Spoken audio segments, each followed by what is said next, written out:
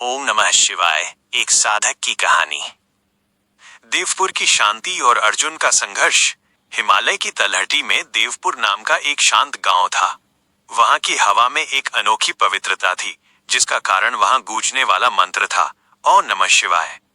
उसी गांव में अर्जुन नाम का एक युवक रहता था। वो शिक्षित तो था, लेकिन उसका जीवन असफलताओं से भरा था। नौकरी का छूटना, खराब स्वास्थ्य और मन की बेचैनी ने उसे तोड़ दिया था। वो अक्सर सोचता, तारांकन, क्या जीवन केवल दुखों का नाम है? क्या मुझे कभी शांति मिलेगी? बाबा की सीख, मंत्र का वास्तविक अर्थ। गांव के किनारे एक पुराने बरगद के पेड़ के नीचे शिवदास बाबा रहते थे, जो निरंतर जाप में लीन रहते। एक दिन अर्जुन ने उनसे पूछा कि इस मंत्र के जाप से क्या मिलता है? बाबा ने मुस्कुराकर मंत्र का गहरा अर्थ समझाया। ओए, ब्रह्मांड की आदि ध्वनि। नमः, अपने अहंकार का समर्पण। शिवाय, कल्याणकारी चेतना। उन्होंने कहा, ये मंत्र कुछ दिलाता नहीं, बल्कि जो तुम्हारे भीतर व्यर्थ है, डर, क्रोध, अहंकार, उसे हटा देता है।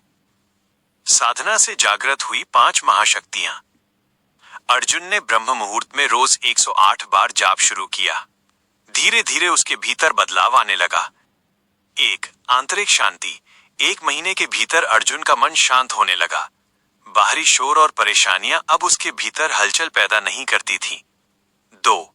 आत्मबल और आत्मविश्वास।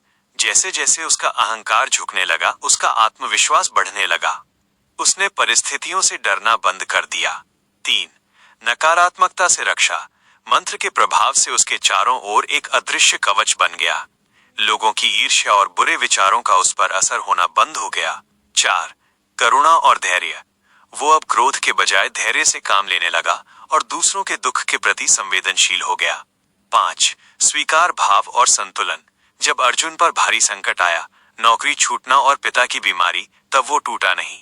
उसने शिव की इच्छा मानकर उसे स्वीकार किया, जिससे उसे लड़ने की शक्ति मिली। कहानी का सार, जागृति का मार्ग।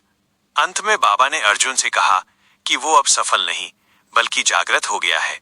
इस कहानी की सबसे बड़ी शिक्षा यही है, ओम नमः शिवाय मंत्र जीवन की समस्याओं को खत्म नहीं करता, बल्कि आपको इतना शक्तिशाली बना देता है कि समस्याएं आपको छोटी लगने लगती हैं। ये शक्तियां आपके भीतर ही हैं, मंत्र तो बस उन्हें